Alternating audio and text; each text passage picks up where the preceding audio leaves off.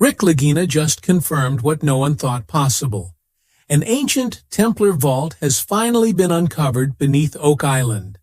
Hidden 180 feet below the swamp zone, the chamber contains metallic structures, coated carvings, and gold so pure it defies colonial history.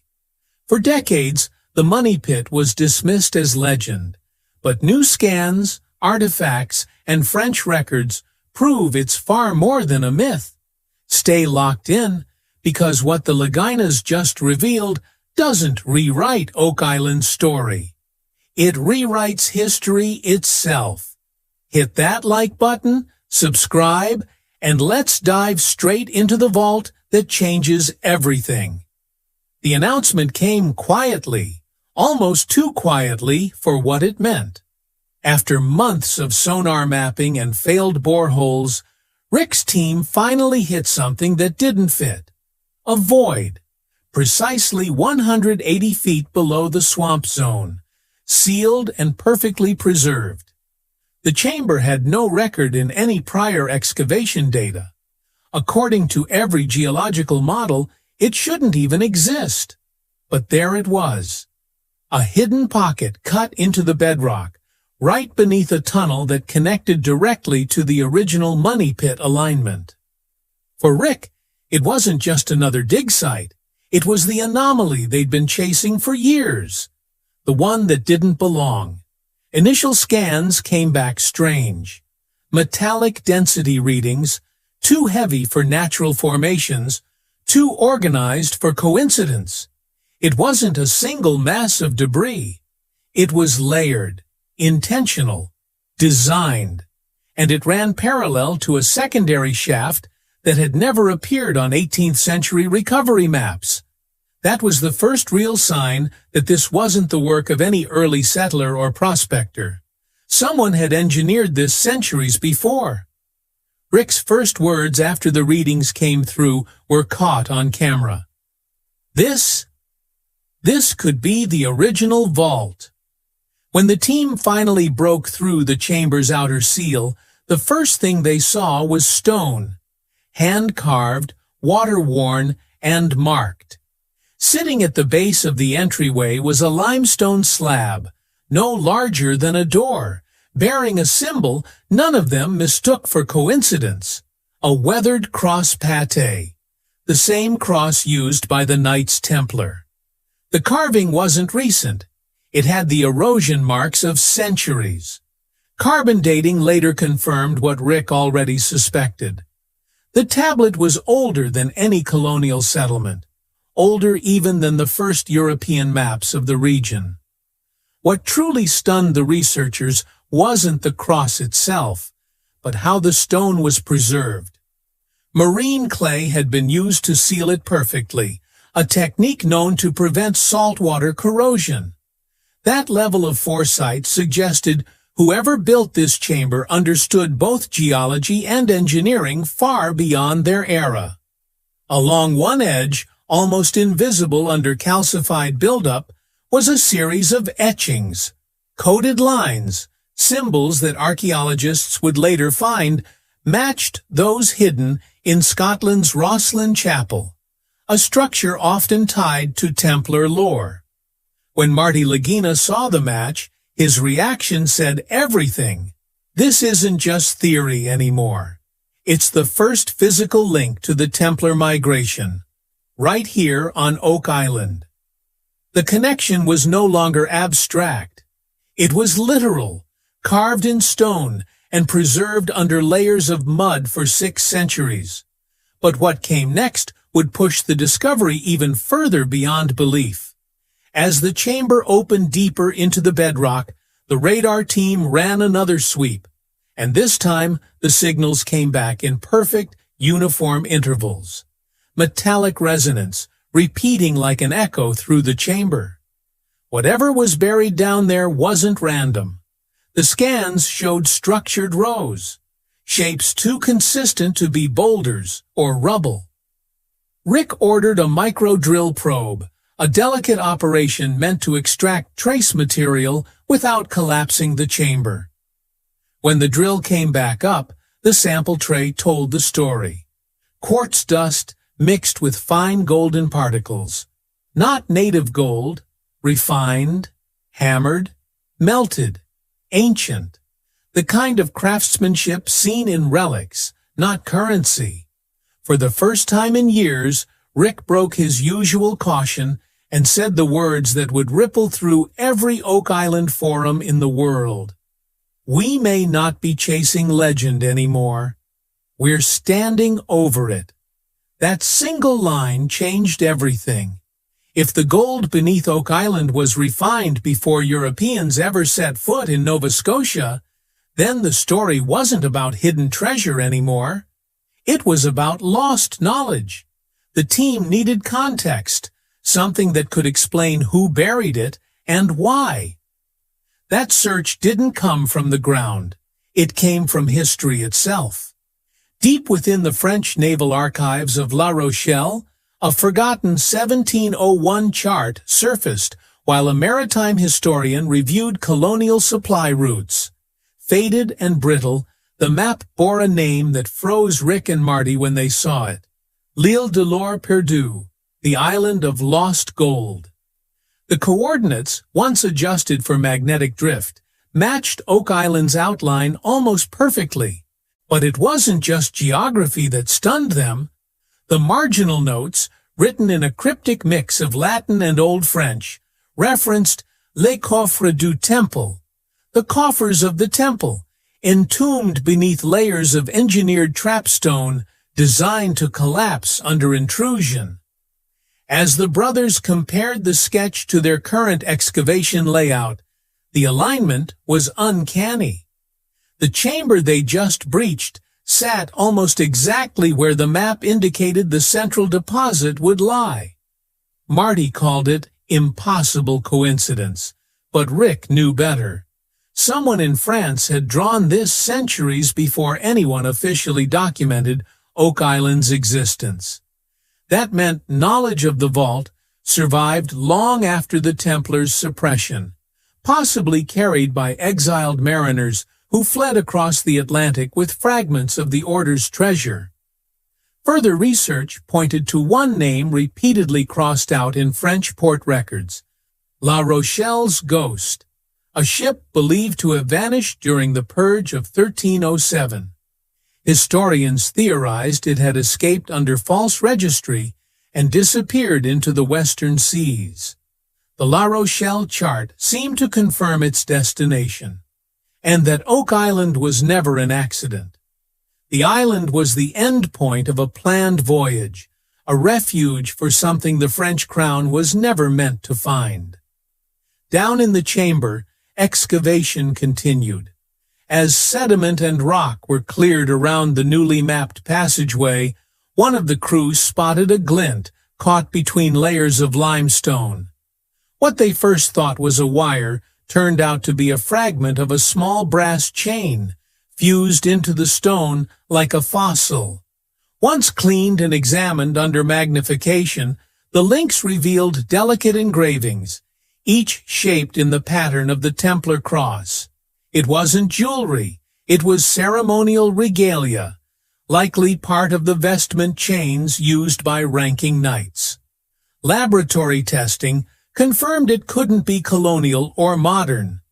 The alloy matched 13th century French metallurgical composition, identical to chains recovered from Templar burial sites near Poitiers. Every detail, from the solder pattern to the purity ratios, screamed medieval Europe. The implications were enormous.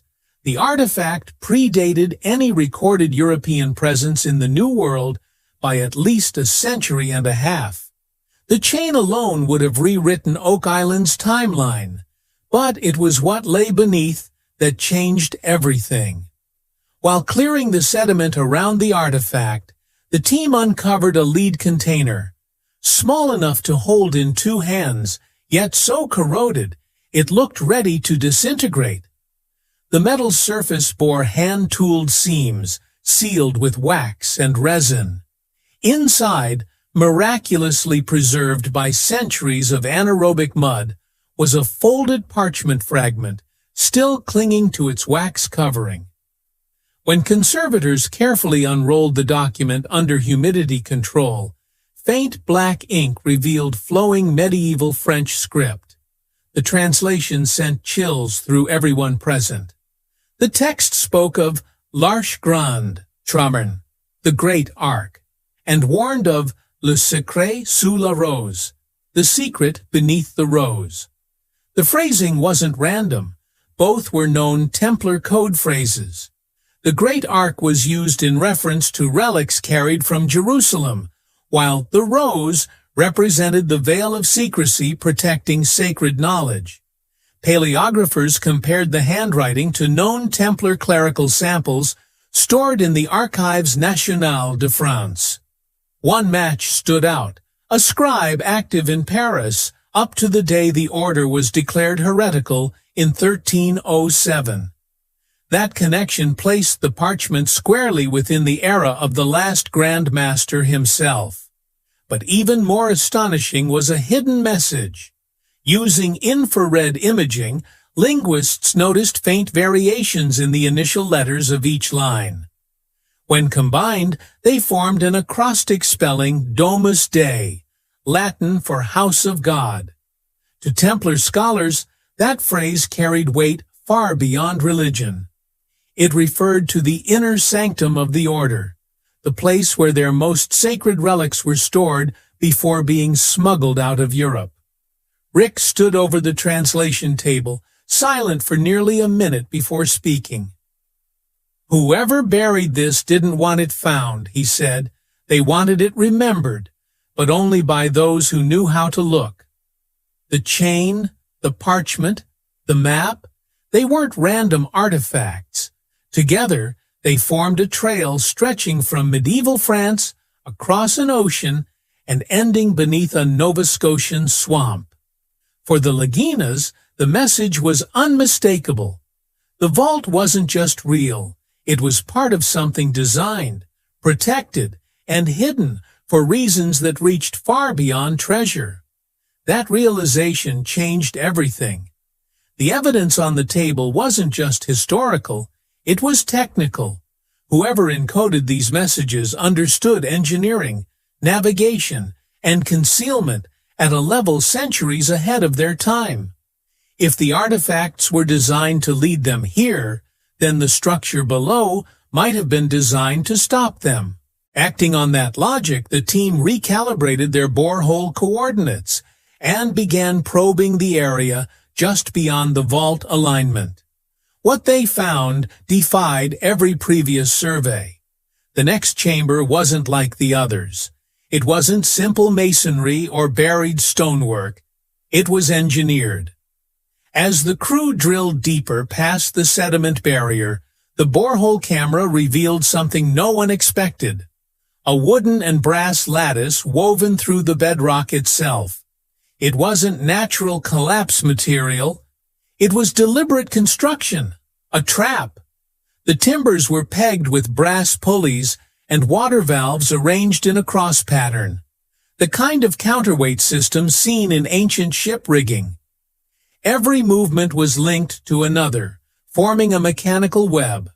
One wrong move, and the entire structure would flood or collapse. Whoever built it hadn't intended to preserve the chamber. They'd intended to guard it. The engineering shouldn't have existed in the 1300s. Yet every joint, every fastener, every measured angle showed precision beyond the technology of its supposed time.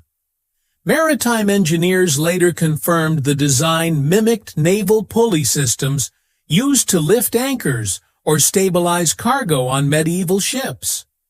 That detail aligned with one unsettling theory.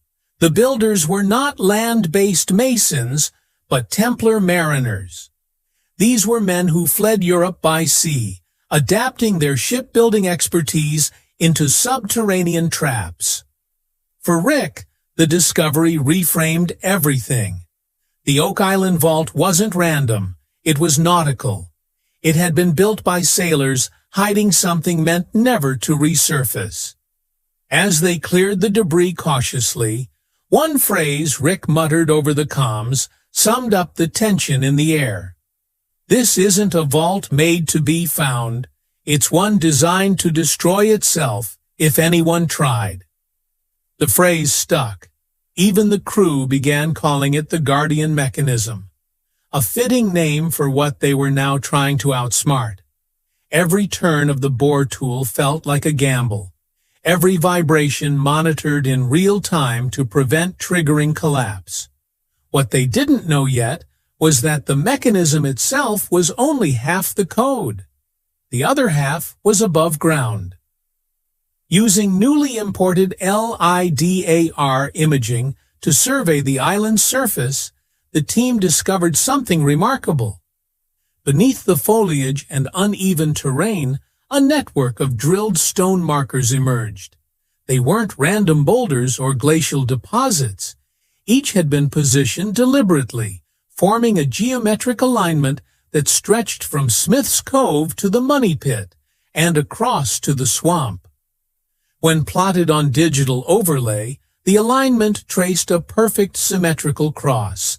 It wasn't simply symbolic, it was cartographic. Each intersection matched a known dig site or anomaly previously dismissed as natural.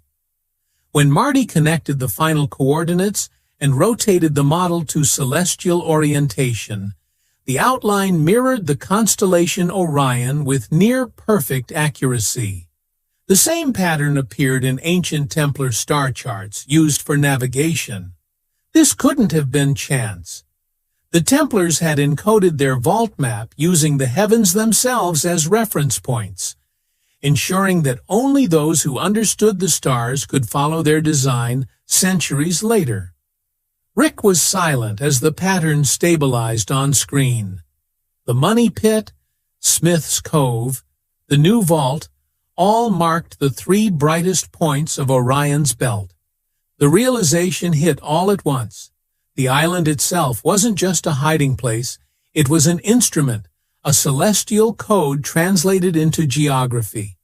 Every trap, every shaft, every buried artifact was part of a larger mechanism built to safeguard one central chamber.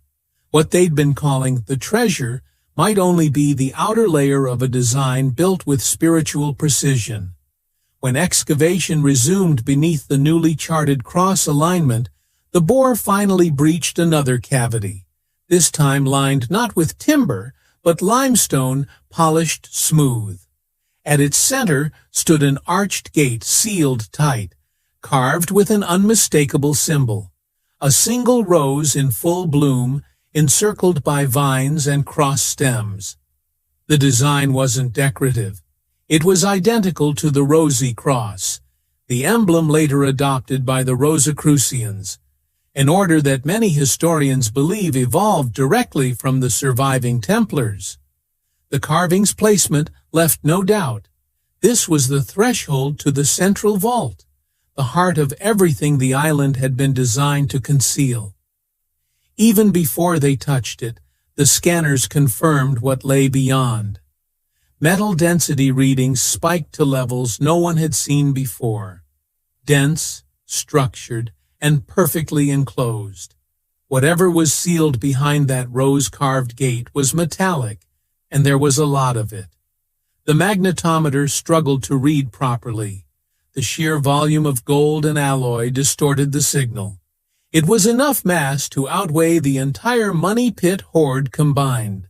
For the first time, the data wasn't ambiguous. This wasn't just legend. The readings suggested a solid cache. Coffers, chests, perhaps dozens, packed into a single stone chamber. Rick made the call to halt manual drilling. No one wanted to trigger another Guardian collapse. Conservation experts were brought in immediately, equipped with micro-cameras and non-invasive imaging tools. Through a narrow borehole no wider than a pencil, they inserted a fiber optic lens into the cavity beyond the gate. The live feed displayed a narrow corridor lined with limestone blocks and littered with centuries of silt. Then, just as the camera adjusted its focus, a faint glimmer cut through the dark, reflected light bouncing off a surface below. The crew went silent. The reflection wasn't random. It was gold, unmistakable under the LED's beam, muted, ancient, and untouched. The longer the camera lingered, the more reflections appeared, like ripples of light, dancing off buried artifacts. It wasn't one object. It was dozens, maybe hundreds. A vault of gold sealed under the rose, undisturbed for over 600 years. Rick didn't speak, but everyone could read his expression. Awe, disbelief, and something else. A deep recognition that what they were seeing wasn't just wealth. It was a message encoded in stone, geometry, and faith. For centuries, the story of Oak Island had been one of misdirection, false trails, and engineered failure. But now, as the camera captured the shimmering depths behind that rose gate, one thing was finally clear. The island had never been hiding treasure for the sake of riches.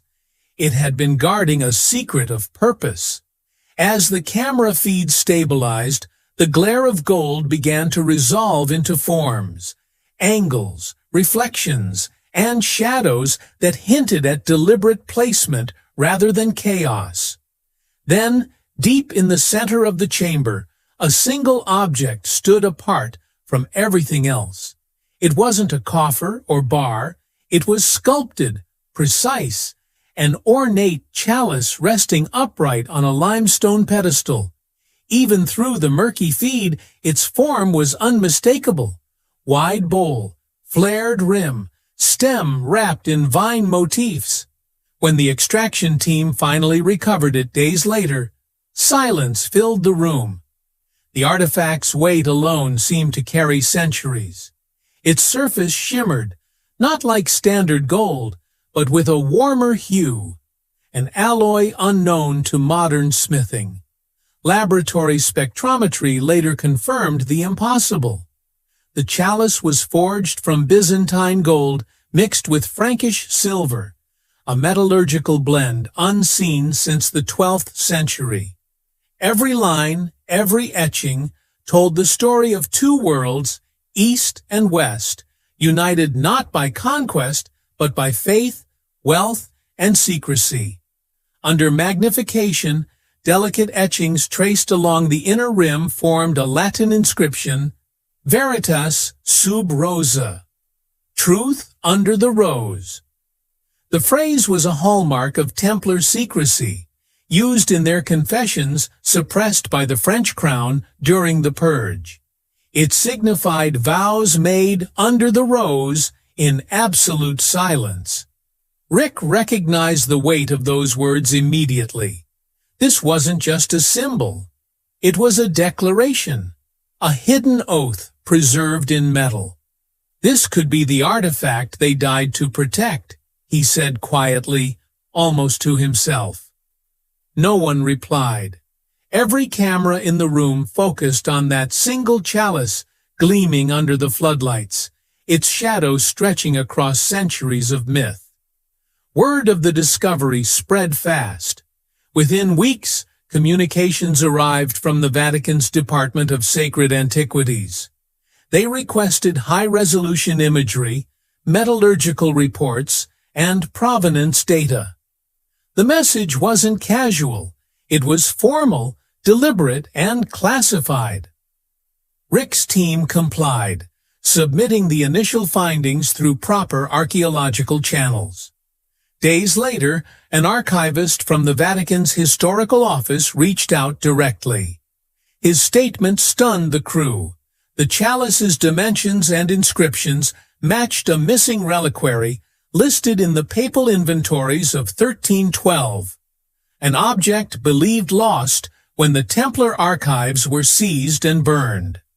According to those records, the reliquary had contained relic fragments said to originate from the early Church of Jerusalem, possibly artifacts carried from the Holy Land during the Crusades. It was last recorded under the custody of the Templar Order's Grand Preceptor of France before the arrests began. No record of its confiscation, destruction, or transfer ever surfaced. For centuries, its trail simply ended. Now, after 600 years, it had reappeared beneath a Nova Scotian island. The Vatican's interest wasn't symbolic. They proposed a joint review under international heritage law. Legal teams from Canada, France, and the Holy See convened to determine ownership and preservation rights. The find had crossed from television mystery into diplomatic reality. Heritage law dictated that any artifact predating colonial settlement and connected to European history could fall under shared custody. Well, that definitely does look like the end of the world coming.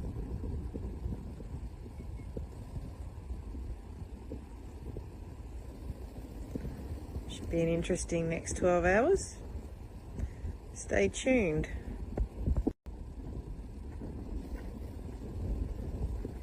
Well, that definitely does look like the end of the world coming.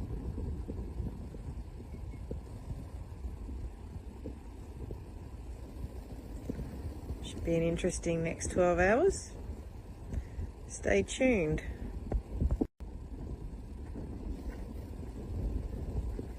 Well, that definitely does look like the end of the world coming.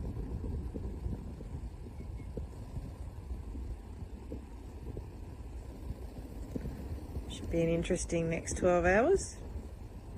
Stay tuned.